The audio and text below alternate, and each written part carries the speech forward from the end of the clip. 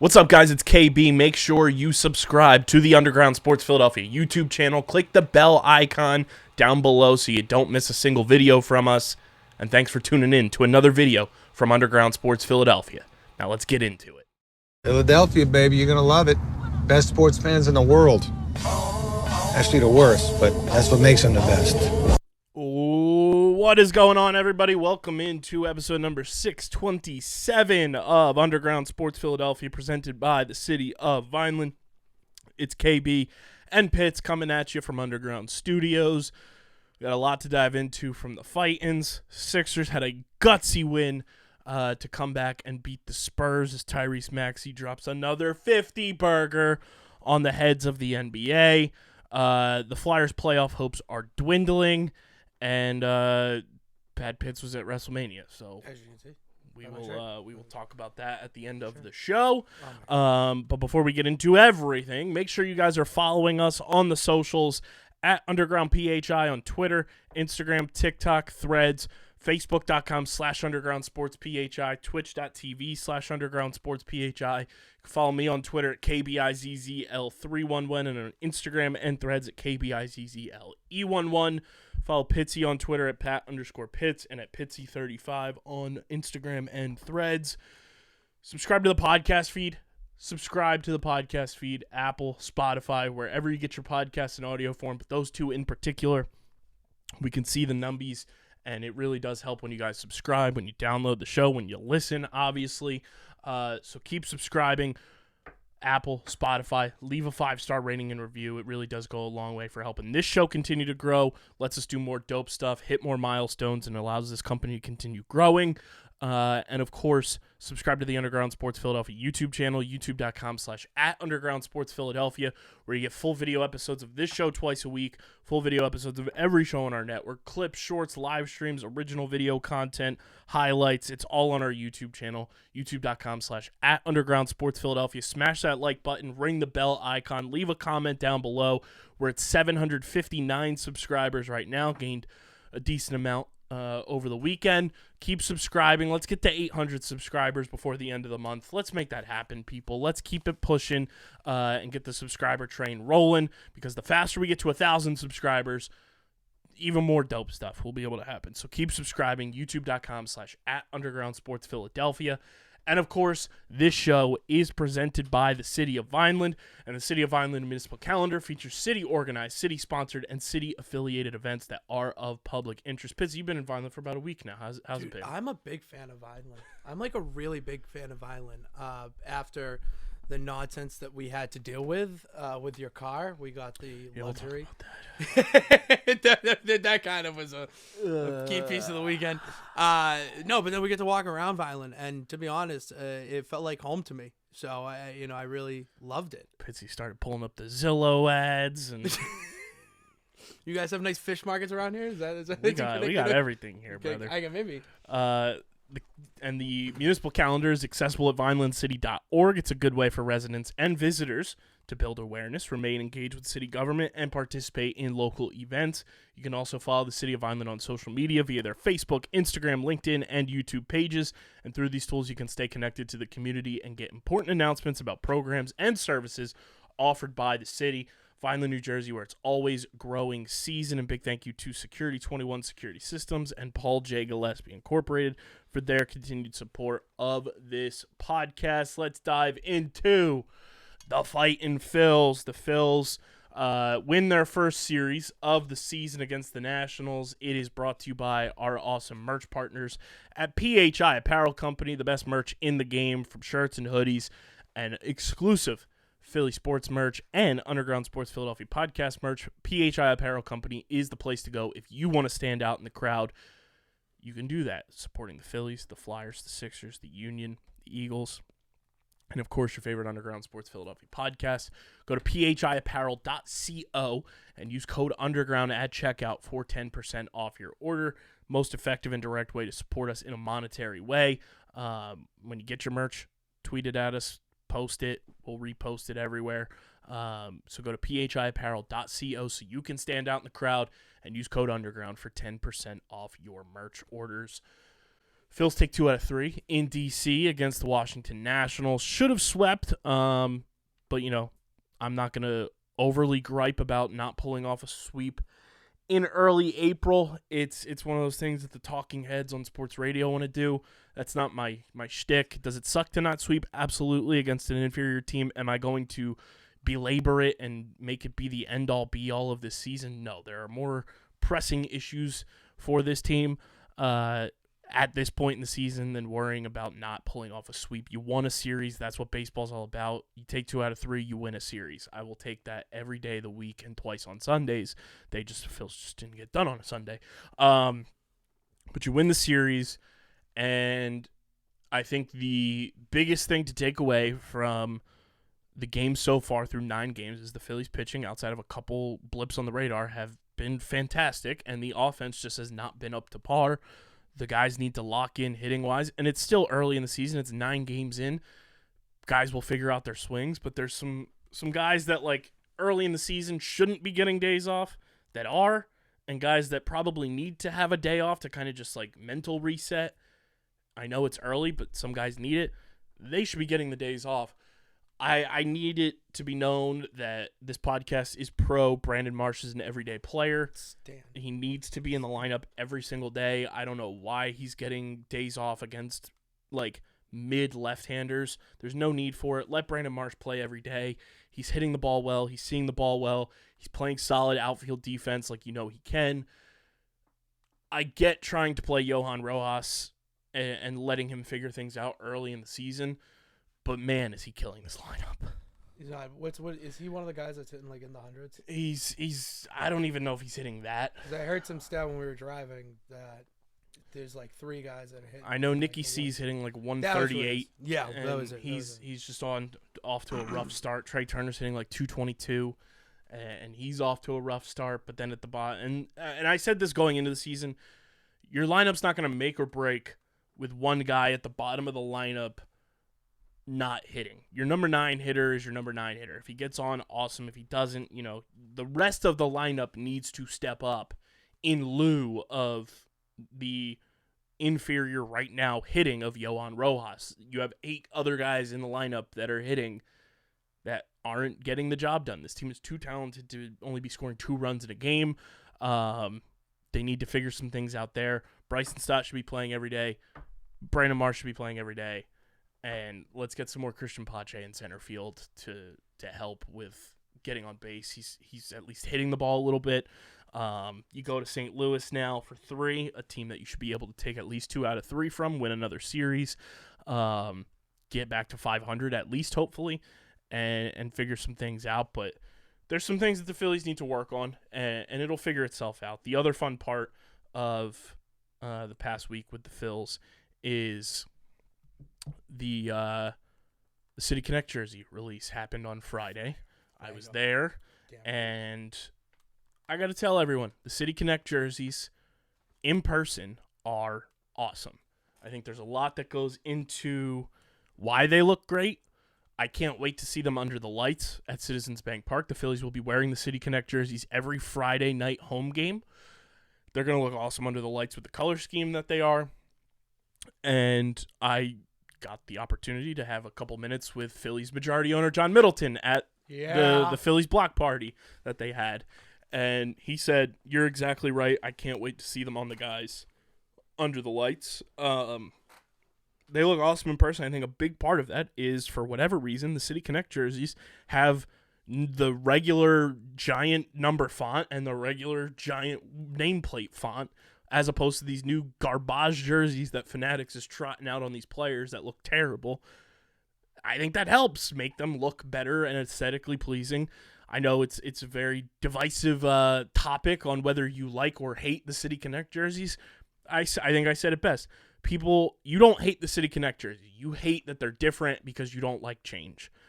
I think they look awesome. I can't wait to see them on the guys. I got the new hat, and the hats look sweet. Fuego. So cool. They had a ton of merch. I'm working on piecing together a video to showcase everything that was in the store that I'll hopefully be able to have out later this week on our socials. But in person, the merch, the jerseys, the hats, everything looks so clean, so dope. It was a really cool event. The Phillies did a great rollout with the City Connect jerseys, and I think the only bad part was that it was just super windy on Friday, and Oh my God. that was really it. So It was cool. nothing that had anything to do with the actual jerseys or the actual No. like block party or anything. It was a really awesome event. I got to meet John Kruk and Milt Thompson and get a picture with them. Hashtag up to something season a little bit there. I'll leave a little teaser of breadcrumbs there. Yeah. But we are actively working right now to get a couple big time names with the Phillies organization on the show. So stay tuned for that one. Stay tuned. Dude, But I love the City Connect because of the detail that they went into. Mhm. Like, as an outsider, and you showing me the video of, what it goes into it, why they went with this font and then this color and then the stars on the hat, why they kept that. Like, it's just little stuff like that when it goes the into hype a jersey. video was fantastic. Phenomenal. Fantastic. So when it's stuff like that goes into a jersey, and like you said with the fonts, to me that is a sign that Fanatics knows they fucked up a little bit and are like, you know what, let's like because up this the is a font. Nike thing too. Like the City Connect thing is a Nike initiative, not a Fanatics initiative. So I think that also plays a part in it. Absolutely. Is that this is a Nike issued jersey, and I know Nike is the jersey sponsor for everything, but Fanatics is the designer and like manufacturer is the word I'm looking for of the jerseys this year. But the City Connects are a Nike initiative, so I think Nike is the manufacturer of those, and that's why they look different. So then they see those names on the jersey, and then they figure out like, all right, they fixed the problem. To me, it's a putting the Fanatics in even more of a bad light with the regular jerseys. Well, did you see the video of Carlos Estevez from the Angels? They had their home opener weekend this weekend. I potentially did. They were on the red carpet and everything, and he's out there signing autographs, and a fan hands him their jersey to get signed, and it's like the old school jersey that before. I think it was even before Nike. It might have been a Nike jersey, but he picks it up and he's like, and then he holds it side by side to the jersey that's on his back, and he's like, this one's real.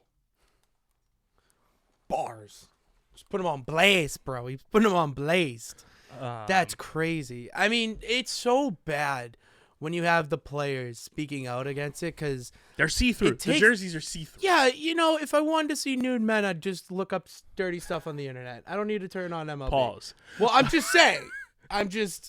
But yeah. the other cool part about the City Connects that we'll see on Friday is the batting helmets are matte batting helmets. They're not gloss, which I like a lot for this particular jersey. The matte finish on the helmet looks very clean.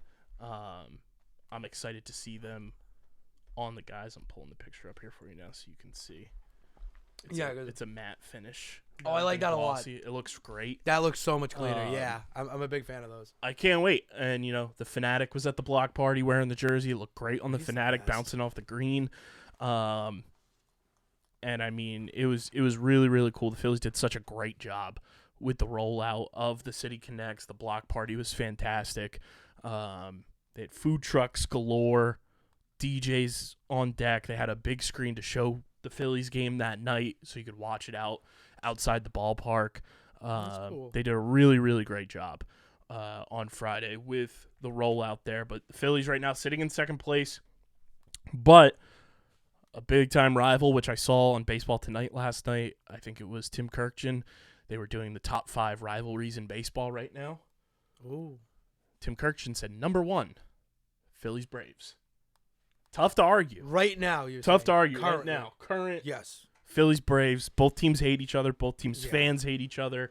Yeah, There's playoff implications every year the past 2 years with those teams. absolutely. I love that the Phillies are a mainstay baseball rivalry now with another very good team. Like, I hate the Braves, but I can respect how good they are.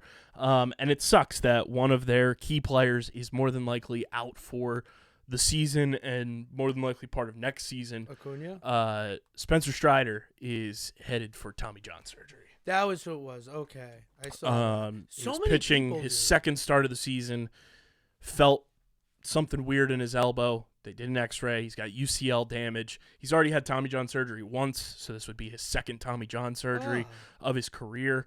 And not only is it Spencer Strider, it's Yuri Perez from the Marlins, Shane Bieber from the Guardians, and baseball is at a point where GMs and owners and the higher-ups on teams the past decade and a half have prioritized with pitchers velocity, velocity, velocity, velocity. You need to throw 100 miles an hour. You need to be a flamethrower to be on a major league roster. And that's just simply not the case. You can get away with throwing a 93, 94 mile an hour fastball, and if you have the off-speed stuff to like complement that, you can be a very successful pitcher. See Aaron Nola. See Zach Wheeler, who probably tops out at like 96 right now. And Zach Wheeler back in the day had Tommy John surgery, but he figured things out and realized, I don't need to be a hard-throwing 100-mile-an-hour flamethrower. I can mix pitches in and be just fine. Look at Ranger Suarez, and I know I'm listing off a bunch of Phillies, but that's my direct comparisons there. In the underground of and Philly. In 2008, look at who was on that roster in the rotation and was very dominant and good for you the entire season and in the World Series. Jamie Moyer at age like 45. God, I was throwing like 72 mile an hour off speed pitches and getting guys out. You don't need to be a hard throwing pitcher all the time. And baseball has kind of lost a step where they prioritized velocity over control. And a pitching motion is already awkward enough. Your arm is not supposed to do what it does when you're throwing a baseball at those high speeds. And when you're doing that in a constant motion, you're setting yourself up for disaster. It sucks that Spencer Strider is injured. And, like, I know I hate the Braves. I can't stand Spencer Strider pitching against the Phillies. But he's a fucking great pitcher. And whenever the Phillies play the Braves, I want them to be at their best. Because I want my top competition at their best versus our top competition at their best. So for Spencer Strider to be out, it sucks. And you never want to see that. And I hope Spencer Strider has a healthy and complete recovery from this. But this also opens up a huge window of opportunity for the Phillies where the Braves, their biggest Achilles heel has been their pitching. They've got a great lineup batting-wise. They can hit with the best of them. But you look at their pitching, there's a lot of question marks around that pitching staff, and Spencer Strider was like the one key to keeping things afloat in that pitching staff. Max Fried looks terrible, and after that, you've got Charlie Morton pitching for you, who's been successful for the Braves, but he's older. And after that, it's like, who are you throwing out there? This is an opportunity for the Phillies to take advantage of that and distance themselves from the Braves in the month of April, when the Braves have to play against teams like this over the next month versus what the Phillies competition is. I'll read off their schedule upcoming. So the Braves somehow kept getting away and swept the Diamondbacks over the weekend. But the Braves have the Mets right now, and then they have the Marlins. But after this week, this is the Braves schedule. They're at Houston, home against Texas, home against Miami, home against the Guardians, at Seattle, at the Dodgers, home against the Red Sox. That's not an easy schedule when you have the defending World Series champions in there. You have the Houston Astros in there. You have Seattle. You have Cleveland. You have the Dodgers. Like, that's a tough schedule. You have the Red Sox. They're off to a hot start this season. And then their pitching's been great. You look at the Phillies schedule upcoming. You've got the Cardinals and the Pirates this week. And the Pirates have been off to a great start this year, so they're not a slouch. But then the Phillies have the Rockies, the White Sox, both at home. Then you're at Cincinnati, at San Diego, at the Angels, home against San Francisco, home against Toronto, at Miami, at the Mets, home against the Mets, home against the Nationals. You have Texas at home. Then you're at Colorado, at San Francisco, home against St. Louis, home against Milwaukee, and then you go to London. So there's a lot of winnable series upcoming for the Phillies over the next 2 months. Yeah, before they go to London. Take advantage of this opportunity that's in front of you. The offense needs to lock the fuck in, start scoring at a rate that they are more than capable of doing, and the Phillies could find themselves with a potential 3-4 game lead in the division if things break their way and the Braves fall off against some of these upcoming opponents, that the Phillies have a division lead for the first time in I don't even know how long. Like, I'm going to look that up now, but this is an opportunity for the Phillies to take advantage of. You need to take advantages at this time of year, because this is where you can really separate yourself from the competition. And these games, what you just said, there were some winnable games in there. The Marlins, that's a winnable series. Trying to think of another one. Mets, they're not off to a good start this season. No, Right? they're terrible. They're awful. Wait, no, yeah. Who didn't they just get someone who got hurt? So like, yeah, those are easy. They stink. Like, I don't even remember the last time the Phillies were in first place in the NL East. It has been a long time. So, like, you have an opportunity here to really take advantage, and your pitching has done more than enough to put you in those situations. And I know the Braves are a difficult team. The Reds are an up-and-coming team, so losing there, and you also had weather factors in that series. But you got to be able to take advantage of these lesser opponents, and that's why it kind of sucks that you don't sweep the Nationals.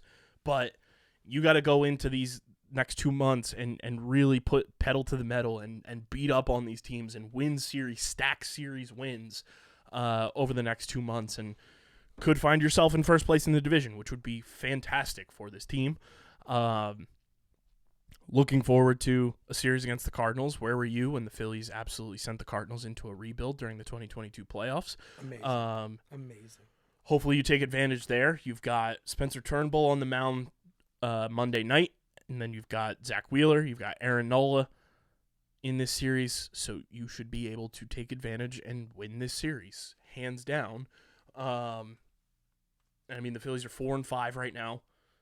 A little less than ideal of what you'd want them to be, but there's still plenty of room for improvement, plenty of opportunity to take advantage of in these upcoming series, and I'm not panicking whatsoever through 9 games. No.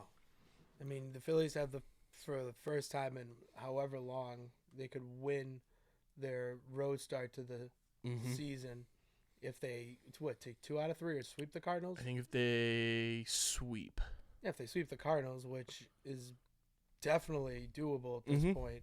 And that's something that can really turn this into They've not had a like that above 500 road trip to start, like opening season road trip since 2011. Yeah, that's that. Yeah, that's wild. Time to shift that narrative a little bit.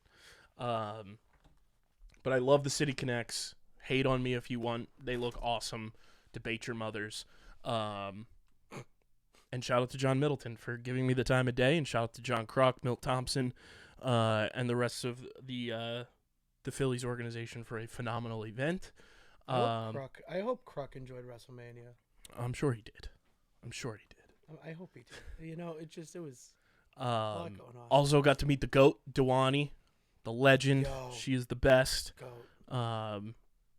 She's the best. I gotta talk to her and see if I can get her on this show soon to just kind of tell her entire journey of art and fandom of sports and everything, because she's the best. It was so awesome to meet her.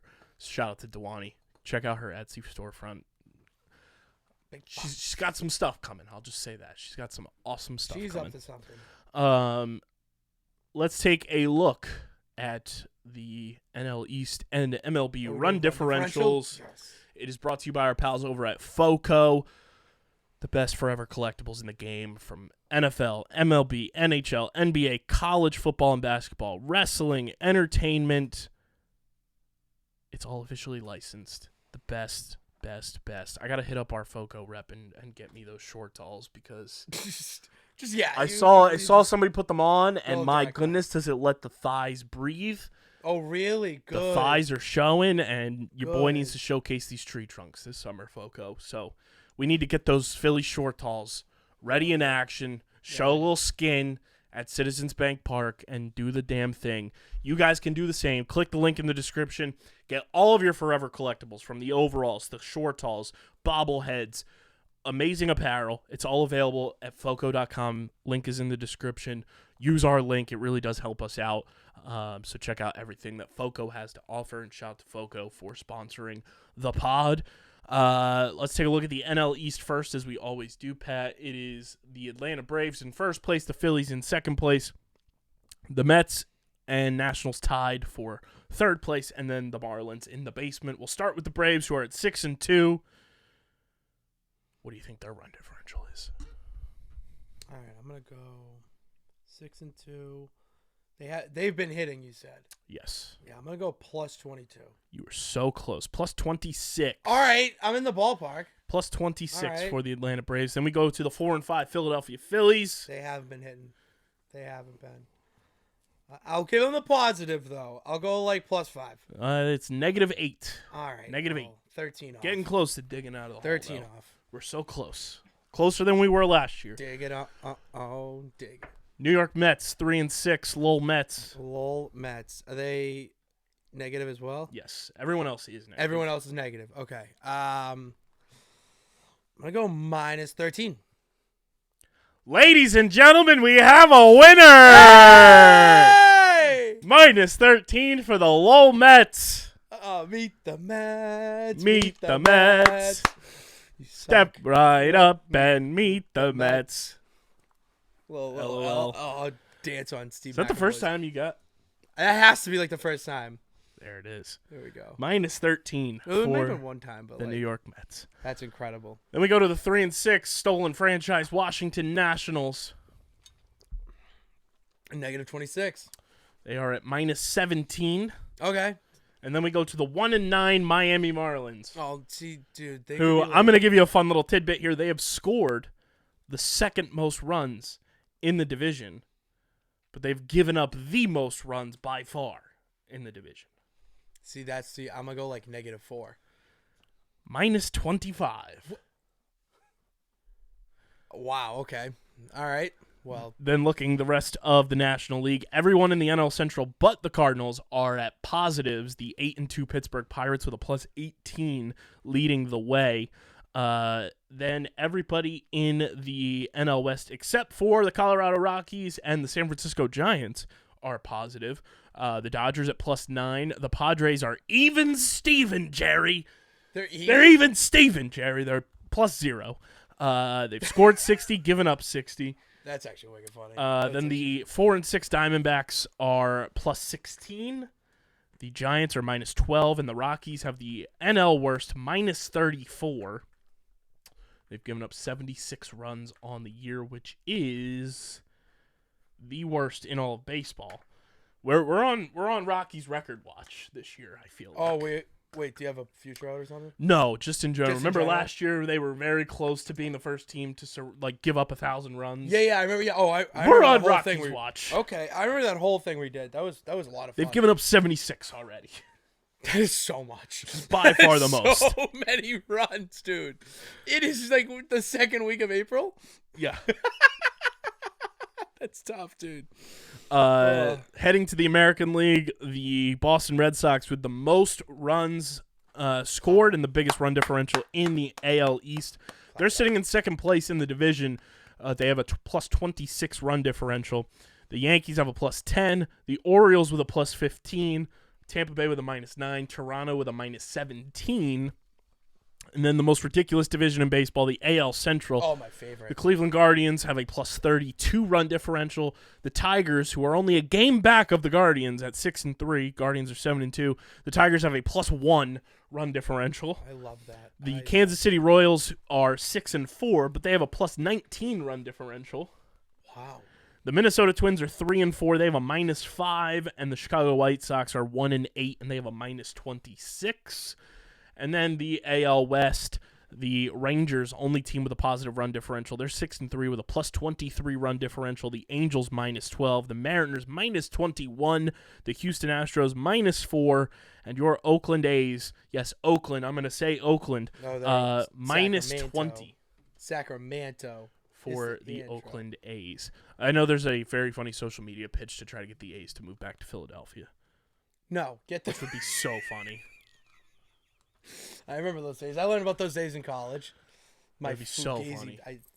That would be hilarious. My good pal John Foley at 2008 Phils on Twitter, he writes, he covers the Phillies for PHLY. He was like, after the edibles hit, I found a foundational way to bring the A's back to Philadelphia and found a place to like build a stadium and map it all out. He mapped it out on the Maps app. I mean, dude, that's more effort So than funny. the actual athletics organization is So putting funny. into their move. So shout out to him. So yeah, there is your NL East and Major League Baseball Run Differentials, brought to you by our pals over at FOCO. We also got to take a look in at the Platinum Plunk, but before we do, Pitts, got an update on the vehicle. Oh, you got an update on the vehicle? Got an update on the vehicle from CFO Margie. She texted me, said, can't get the parts till tomorrow. Your boy needs a radiator. Fantastic. We love life. We love life. We'll tell that story later on in the show. Oh, so I'm walking to Philly. As Drake Bell once said, we'll find a way. We'll find a way. Looking up the Platinum Plunk Award, which if you don't know what the Platinum Plunk is, it is our way of keeping track of Major League Baseball's hit by pitch category and the hitter who gets hit by the most pitches in a season. I'm glad we were tracking it for a Phillies player, and we're tracking it for Major League Baseball as a whole. So I'm pulling up the stats here now for the 2024 MLB season for the old hitters. I don't know if any other Phillies have joined the fold. Last we checked in on Wednesday, Johan Rojas was leading the way for the Phillies, the only player to have been hit by a pitch so far this season. But looking here, I want to get batting, and I want to get standard batting. One second. I gotta favorite this tab on Baseball Reference. Shout out to them for being easy to navigate, but I just gotta tab it so I can bang. You just gotta bang it out. But last we checked, the leaders in the clubhouse, it was 3 hit by pitches so far this season. Which team? Should we give out a team Platinum Plunk Award too? Like overall team who gets hit by the most pitches? Dude, we could call it the Plunkies. Might have to, because right right now, is a good thing. hit by pitch, from what I can see, it is the Cleveland Guardians have had 12 hit by pitches. The Guardians have 12? 12. Here, wow. Player standard batting, hit by pitch. So we have new leaders in the clubhouse. Nice. Okay. We have 3 players who have been hit by 4 pitches this season. Detroit Tiger, Mark Canha, Brendan Donovan from the St. Louis Cardinals, and Andres Jimenez from the Cleveland Guardians have all been hit by 4 pitches. Jeez. And then looking for Philadelphia to first pop up on the list, it is going to be... Oh, it's going well. Not a lot. There's a lot of people have 4, or a lot of people have 3. Is that what it is? I believe it's still Johan Rojas, leader in the clubhouse, with 1. All right. Something. So Johan's still leading the way for the Phillies. They're not getting hit by a lot of pitches. But Johan, I think I was at the game that Johan got hit too. Oh, really? So all right, I witnessed the beginning of Johan's reign. In the Plunkies. But right now, Mark Canha, Brendan Donovan, Andres Jimenez, all with 4 hit by pitches. Chris Bryant, Freddie Freeman, Nico Horner, and Ryan Jeffers. And Matt Wallner and Ramon Laureano all with 3. So they're right behind on the tails, but we got 3 guys tied in the clubhouse with 4. Johan Rojas leading it for the Fightins, and the Cleveland Guardians leading it as a team with 12 hit by pitches. That's so insane. That is so insane. They're averaging more than 1 hit by pitch per game. Oh yeah, how many games have there been? There's only been 8 games, right? There's been like 8 or 9.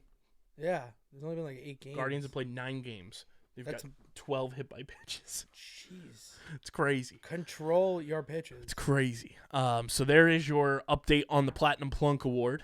The 76ers, Pat. Mm-hmm. Gutsy wins. Yeah, you got to inform me because I was at the ye old link. So it is brought to you by our pals over at Kenwood Beer, the official beer partner of Underground Sports Philadelphia. It's a refreshing light beer, just 4.1% ABV, only 120 calories, just 8 grams of carbs. Go to kenwoodbeer.com and use the Kenny Finder to see who's got Kenwood beer on tap in the Philadelphia, Pittsburgh, Maryland, and New Jersey areas. You can also get it at your local liquor stores in those markets. Check out the Kenny storefront as well to get awesome pint glasses, great Kenwood beer apparel, and much more. That's kenwoodbeer.com. Must be 21 or older to do so. And, of course, please drink responsibly. Sixers on a nice little streak here, Pat. They have won 5 games in a row. They beat the Raptors on Sunday, March 31st, beat the Thunder in Joel Embiid's return to the lineup. They beat the Miami Heat on Thursday night.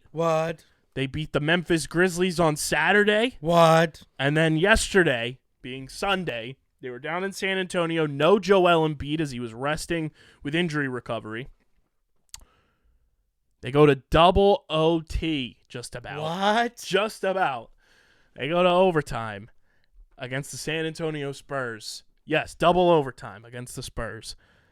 And pull out a 133-126 victory. Big-time win.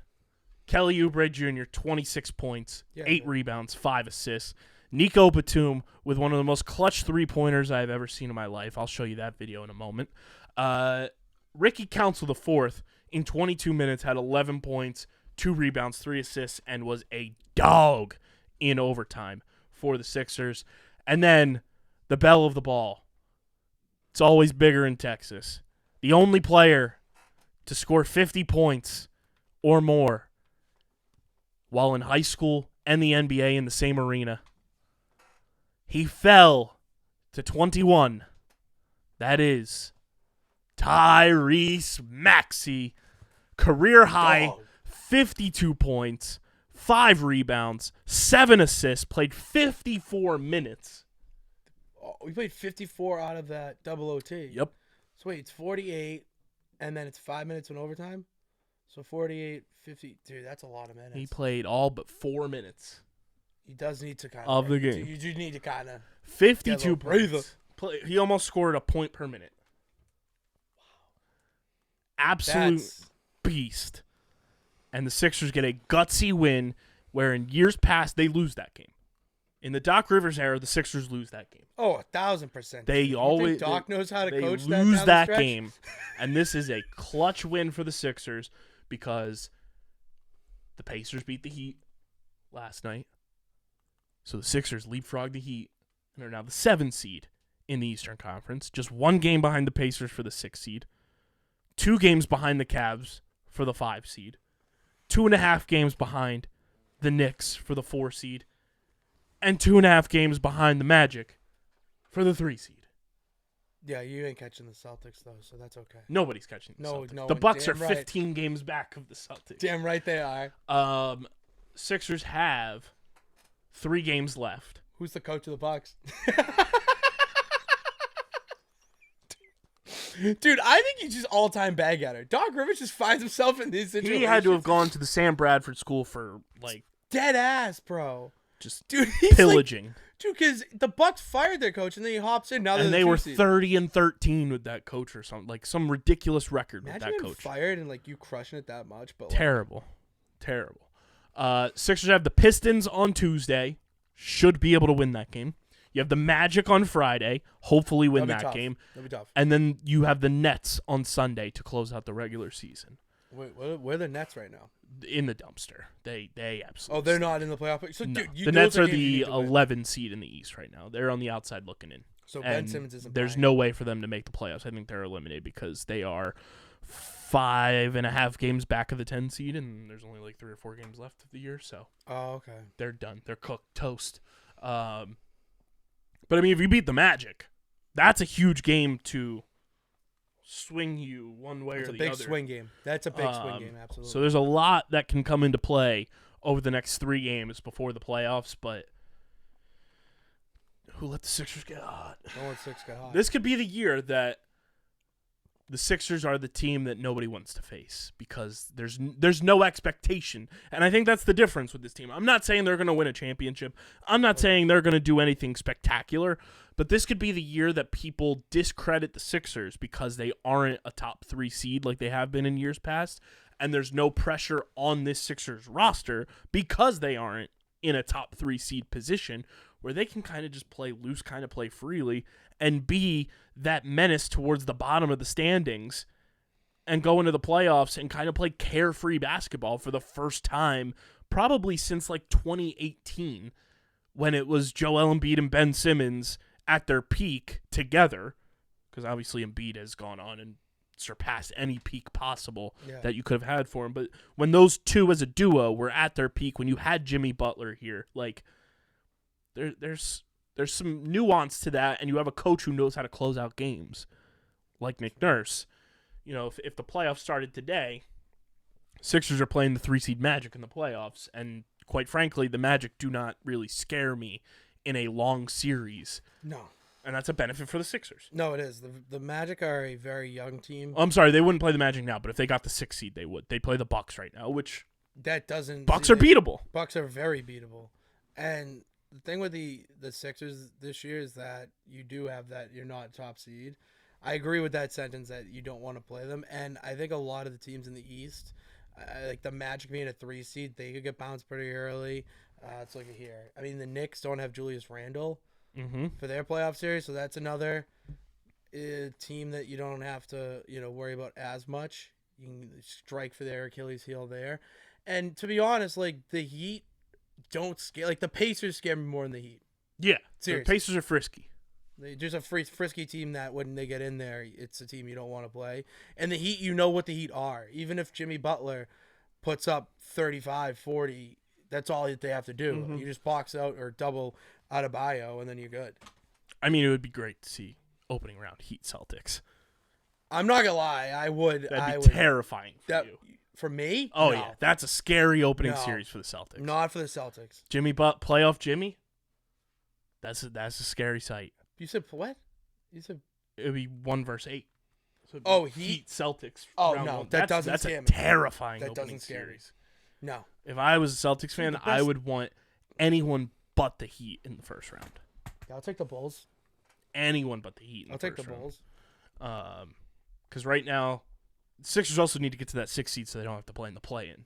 Yeah, that's the other thing. Because they would have to play in the play-in before getting into the actual playoffs, and avoid that at all costs. Don't want to play in that play-in because that's just another whole thing of nonsense. Don't need that. You don't need at all. So yeah, get that 6th seed. Maybe get the 5 or the 4 or the 3 if you can, win that Magic game. That'll help a lot. But it's going to be a whole lot of craziness down the stretch here these next 3 games. So, but shout out to the Sixers. Gutsy wins over the past couple of games, and they've needed them big time. Absolutely needed them. And hey, you got one of the best players in the NBA back on your roster, so that's huge. True. Speaking of playoffs, it's not looking good for the Philadelphia Flyers. It is brought to you by our pals over at Tomahawk Shades, the best small batch eyewear in the game, from sunglasses to blue light glasses, prescription lenses. They've got you covered. Tomahawk Shades has been rocking with us for years. You should be rocking with them. It is premium eyewear for a fraction of the big eyewear companies. Some of the best quality eyewear I've ever put on my face, if not the best. I wear the blue light glasses when I'm editing, when I'm watching TV, sports, shows, whatever it may be. I wear those in the house, and then I'm wearing the sunglasses when I'm outside, when I'm traveling. They are the best in the game. Go to TomahawkShades.com or download the Tomahawk Shades app in the App Store, Google Play Store. And when you go to checkout, when your cart's filled to the gills, use code USP for 25% off your order. That's 25% off your order at TomahawkShades.com or in the Tomahawk Shades app for 25% off with code USP. Yeah, the Flyers, it is not looking good. They are in a 7-game losing streak. And kind of pulling an Eagles collapse. They're flying down. A 2018 to 2021 Phillies type collapse. They are on the outside looking in. The Islanders have a 2-point advantage over them right now for that final spot in the Metro. And then you're battling with the wild card with the Penguins, the Capitals, the Red Wings, and it's not ideal. You've lost to the Blue Jackets, who are not a good team. You lost to the Sabres, not a good team. You lost in overtime to the Islanders to give them the tiebreaker. You lost 5-1 to the Blackhawks, 4-1 to the Canadiens. And then that unfortunate overtime loss to the Rangers back last Tuesday, and then 2 Tuesdays ago on the 26th of March. The Flyers' last win was when they beat the Bruins 3-2 on March 23rd. No shit, really? They have lost every game since then.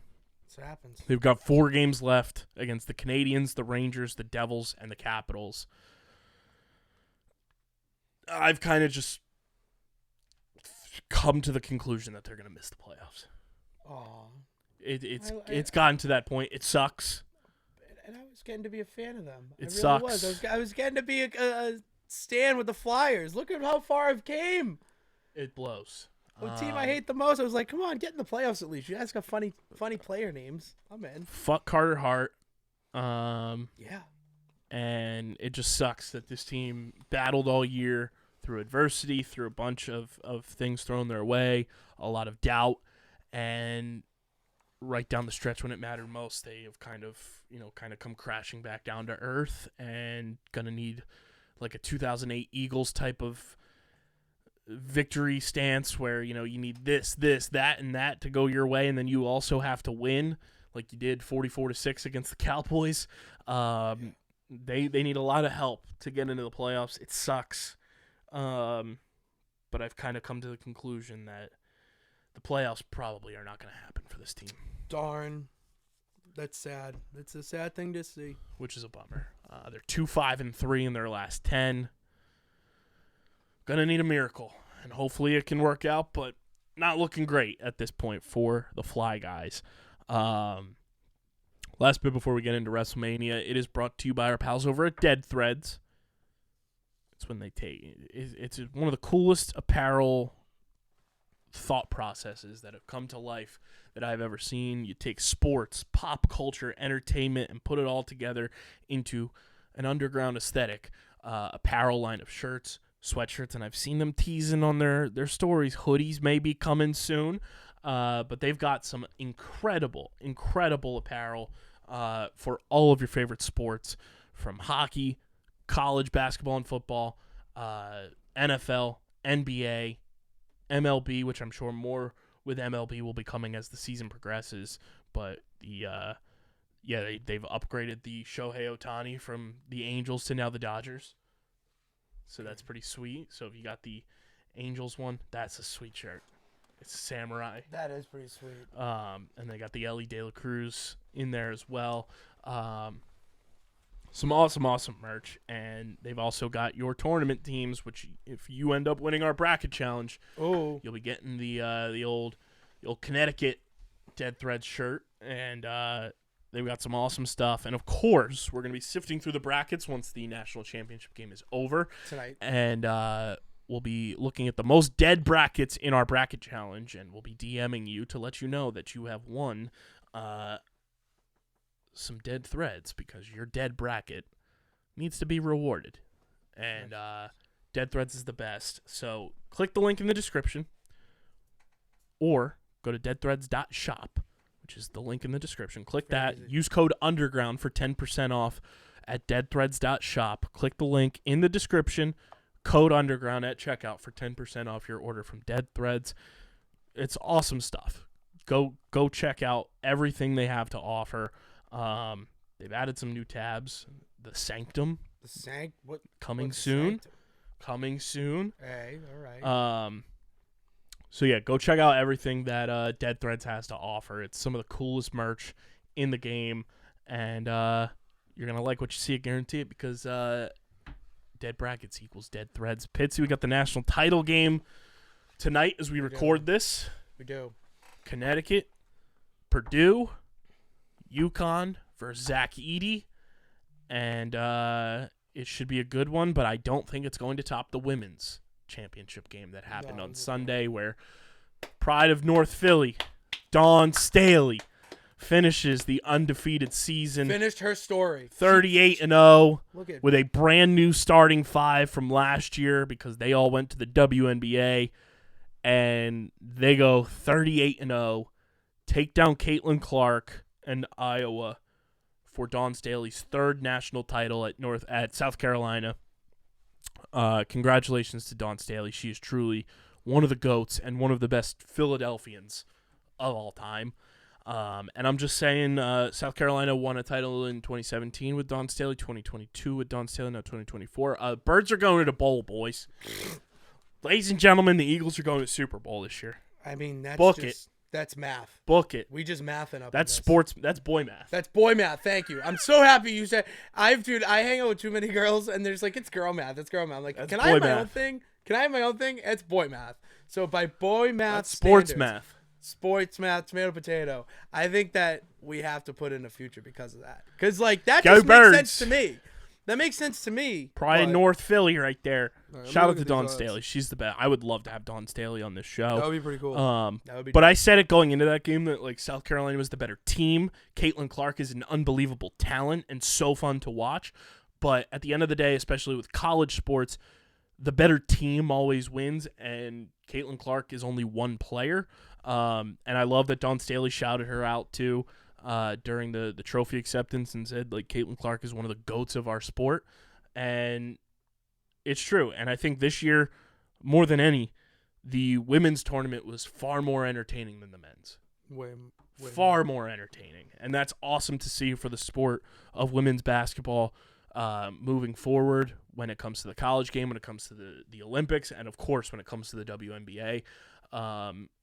Philadelphia needs a WNBA team ASAP.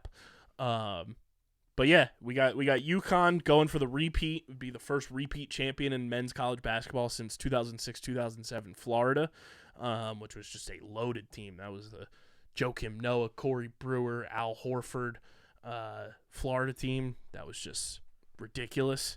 So we'll see. I think it's going to be a very similar storyline where UConn is the better team. Zach Edey's an unbelievable type of player. But at the end of the day, the better team typically prevails when it comes to college sports in particular. So we'll see how it all shakes out, but very excited. We also, again, I know Matt and I talked about this last year when it came to the NBA Finals and everything. Why the hell? Why is the College National Championship, the men's, starting at 9:45 Eastern Time on a Monday night? Yeah, that always. What are we doing? Yeah. What are we doing? Dude, that is the most nonsensical thing I think in all of sports. I don't give a flying fuck that this national championship is being played in Arizona, and that it's 6:45 local time. But even it's still like when it's in the East Coast, it's still like 9:30. It is 9:45 Eastern Time tip-off, which with commercials and build-up, that game's not starting until 10 o'clock at the soonest. No, 10:15. Like 10:15 tip off. What are we doing? Like People work on Tuesdays. they do. I work Tuesday. I work Shout on out to Tuesday. Sketch. What's up, brother? What's up, brother? Like, they work on Tuesday. That's the day I go in early. And you think if you're trying to get me, the champ of the peep sports guy, to watch that, you're not going to get me for at least the first... I'm going to fall asleep.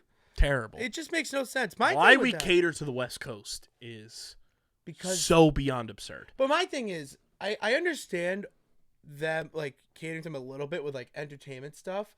But, like... For sports stuff, I feel like they should be catering to us. You know what I mean? More than 50% of this country's population lives in the Eastern time zone. Is that real? Yes. That's real?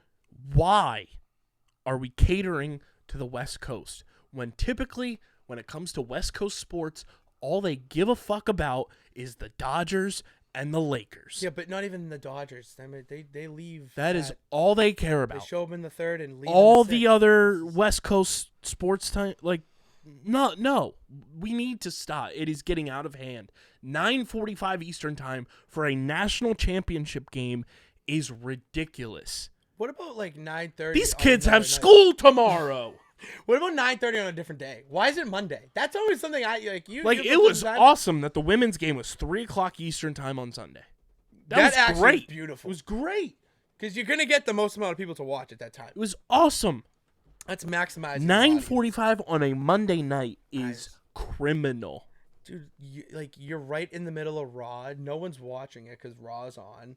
I mean, you have you have Friday open. You could do it Saturday afternoon. I think that'd be a better time too. Criminal. Because then the restaurants could have like bars and shit. Like no one's gonna go to a restaurant or a bar at 9:45 p.m. Eastern Time on a Monday.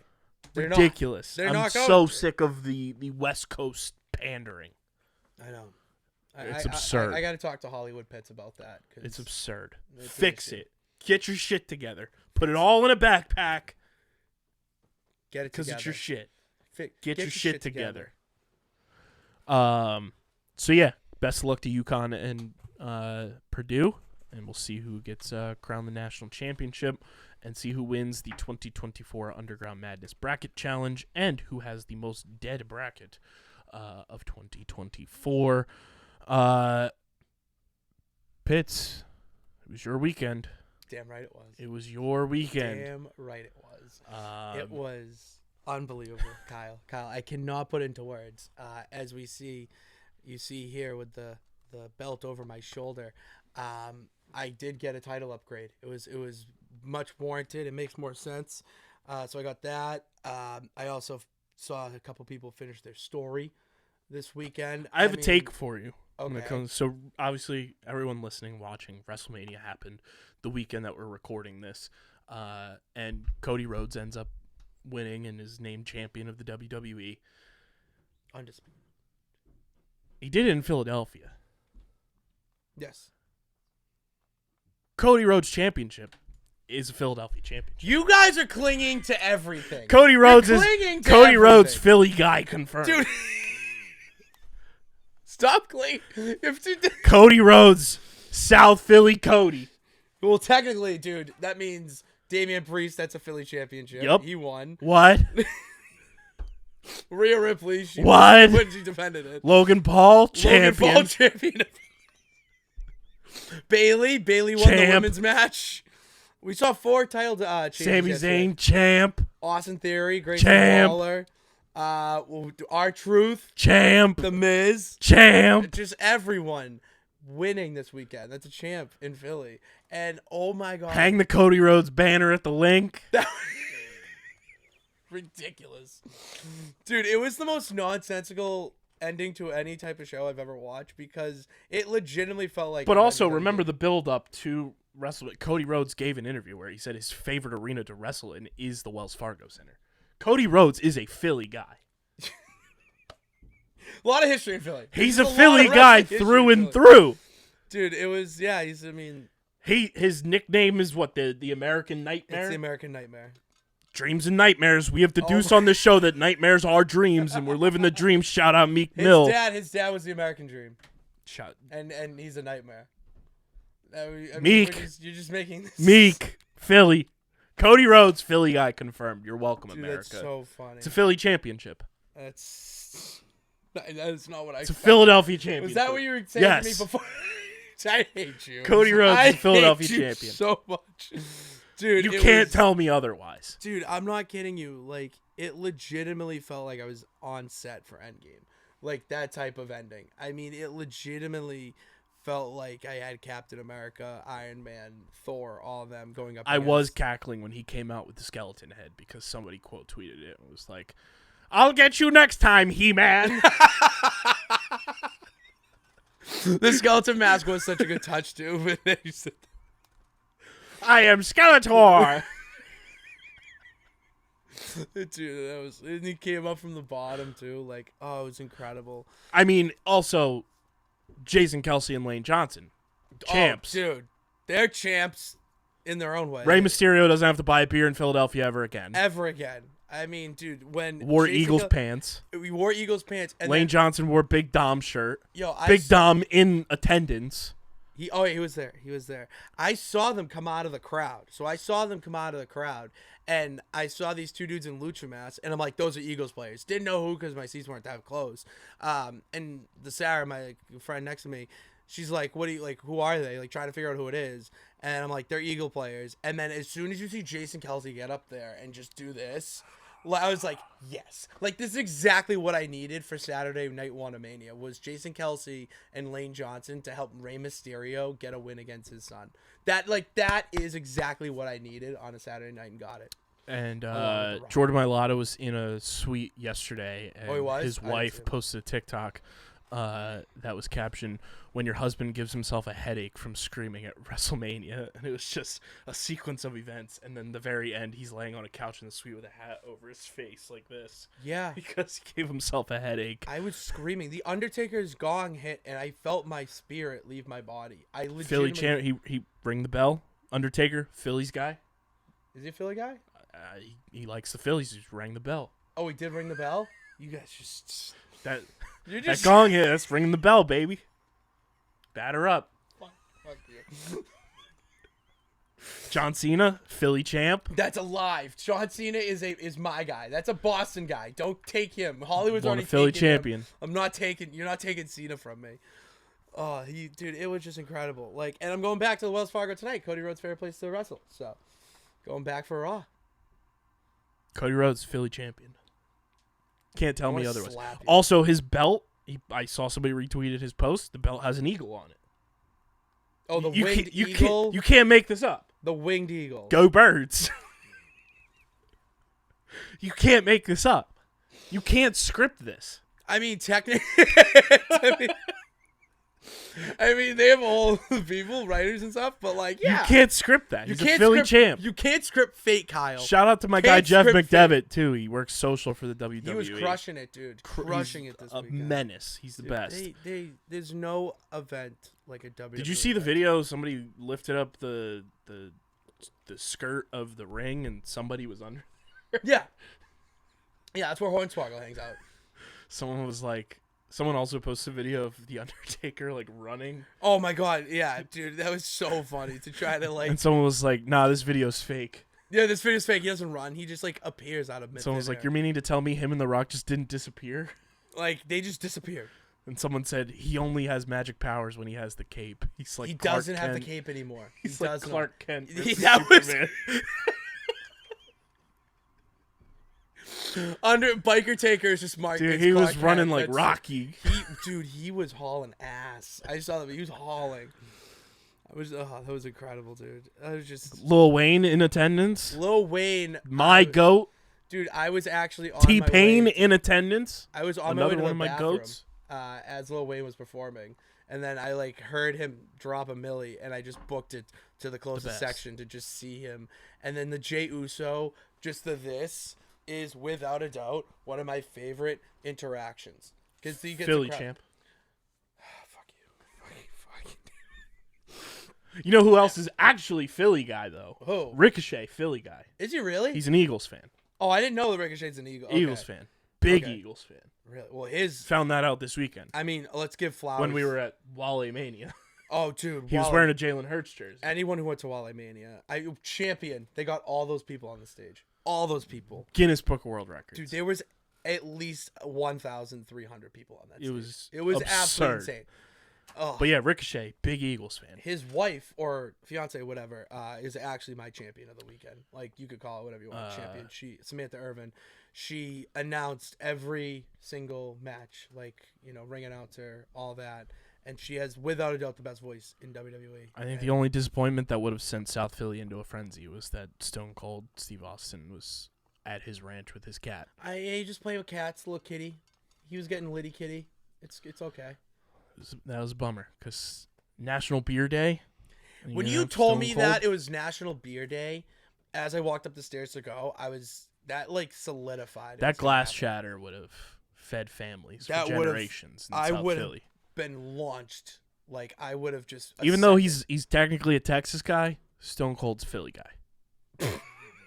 The way that Philadelphia champions Stone Cold Steve Austin in so much just like propaganda is absurd. So my hat. So the hat I'm wearing right now. That's when Stone Cold won a championship in Philly because this Mania was in Philly. So. Like there was a video when our guy, friend of the program, Mike Scott, was walking into a game and somebody just edited Stone Cold glass shatter and music over top of. It's iconic. Like It's so iconic. I mean, it would have fed families for generations. Cody Rhodes is champ. That's all Cody that Rhodes, matters. Philadelphia zone, Oh, Philly zone. What? YouTube comment section.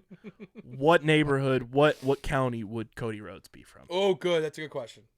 Where would he be from? Delco, Montco, South Philly, North Philly? Definitely not North Philly. Cody Rhodes might be a Fishtown guy. He's a blue collar guy. Cody Rhodes might be a Fishtown guy. Give you a little insight. Might be a South Philly guy. But yeah, let us know in the YouTube comments there. Cody Rhodes, Philadelphia's own. Philly champ right there. Philly guy confirmed. That's what I have to do. So this is it. Where's he actually from? Atlanta, Georgia. That makes it even better. He's from Fuck Atlanta. the Braves. He's from Atlanta, Georgia. Or Savannah, Georgia. Marietta, Georgia. Marietta, Georgia. That's it. Yeah, he's a Georgia guy. Yeah, he's a Philly guy now. Sorry about it. Cody Rhodes. That was not what I expected you to say. From here. When you precursed this before recording, it's like I'm gonna have a take, and I'm not telling you, but I want to see your opinion, and it's this. Cody Rhodes from here. Cody Rhodes. Shout out Jason Kelsey. Shout out Lane Johnson. They're technically like champions, right? Is that how that works? Lane and Jason Kelsey, like they're like it was a singles match. They're like featured artists. They would be featured like on it, like they're the guests, a special guest on. They're like the former players on like a Super Bowl team that like they just got traded that year, but the team gives them a ring anyway. I would say that, yeah, one of those guys. They get like a sliver of the belt.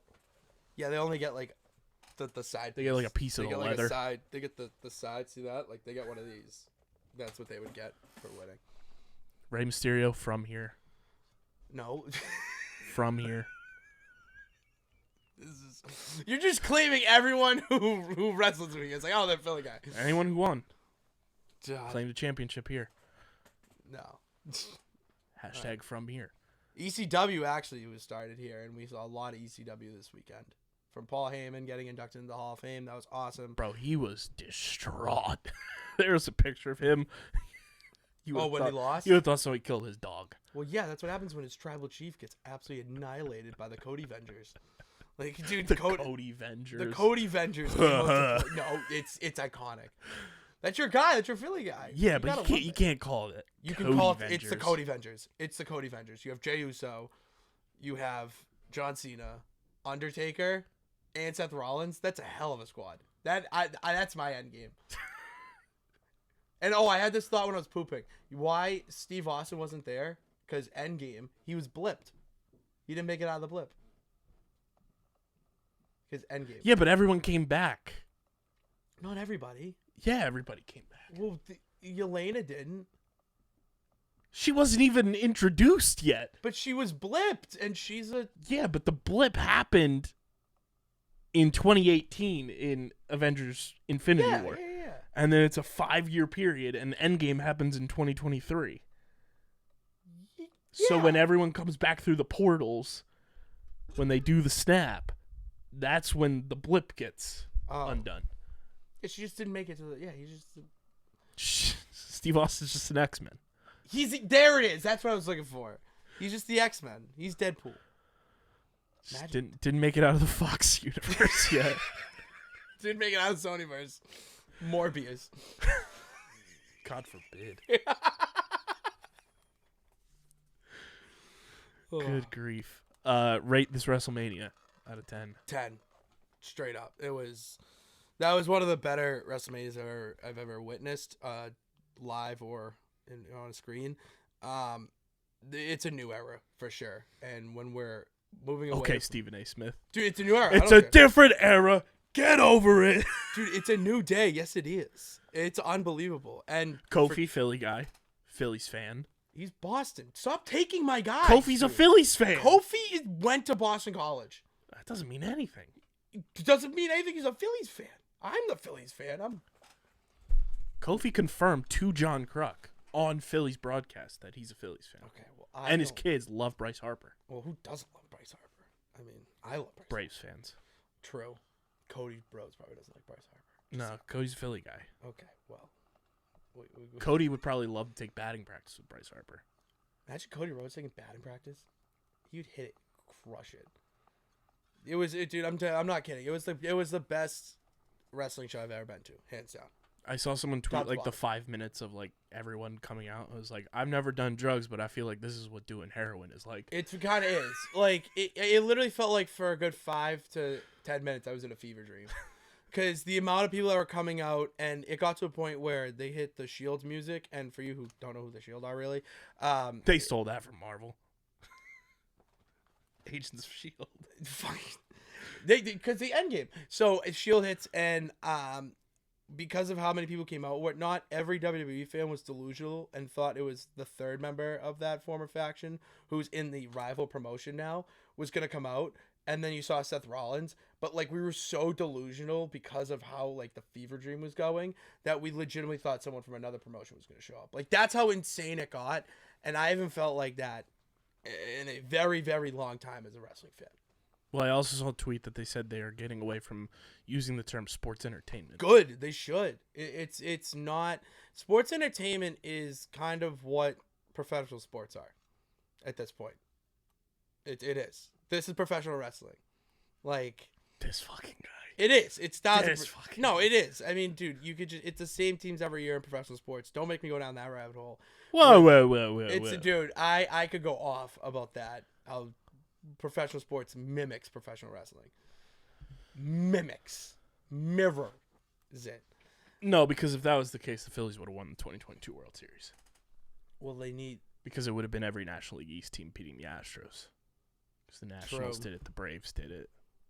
Okay, but still, I'm thinking more football. I mean, this WrestleMania was kind of like the Super Bowl 52. 52, yes. You had the big bad dogs, and then you had the underdogs. I know. No, Roman Reigns was definitely the Tom Brady in that, and then you had Big Dick Cody coming in and his whole motley crew. Oh, it was awesome. I like it. It was without a doubt the best event I've ever been to. Sports. You heard it here first. Cody Rhodes, Philly guy, bro. I hate you so much. I hate you. That's I am pumping that narrative. Yeah, dude. If that's a story that you want to pump and finish, I'm pumping that narrative to everyone. I tweeted at Dewani. I said Cody Rhodes, Philly guy confirmed. Because she tweeted, it will always be Cody Rhodes finished the story in Philadelphia. No, that's a fact. Cody Rhodes will have finished the story in Philadelphia, winning a championship. You're welcome, America. He gave me a moment, so you're welcome, America. You gave me a moment. I did cry during that match, so I have no shame. No shame. That's all we got for this episode. Make sure you guys are following us on the socials at Underground PHI, Twitter, Instagram, TikTok, Threads, Facebook.com/UndergroundSportsPHI, Twitch.tv/UndergroundSportsPHI. You can follow me on Twitter at KBIZZL311, KBIZZLE11 on Instagram and Threads. We will tell the travel story on Wednesday's show because it's just a lot to unpack, and we had a lot to unpack on this episode. Oh, yeah. And we got to get Pitsy at the Wells Fargo Center. So you can follow Pitts on Twitter at Pat_Pitts and on Instagram and Threads at Pitsy35. Subscribe to the podcast feed, Apple, Spotify, wherever you get your podcasts in audio form. But subscribe on those two platforms in particular. Leave a 5-star rating and review. In the Apple Podcast reviews, let us know what county Cody Rhodes would be from in Philadelphia. Be a friend, tell a friend to subscribe.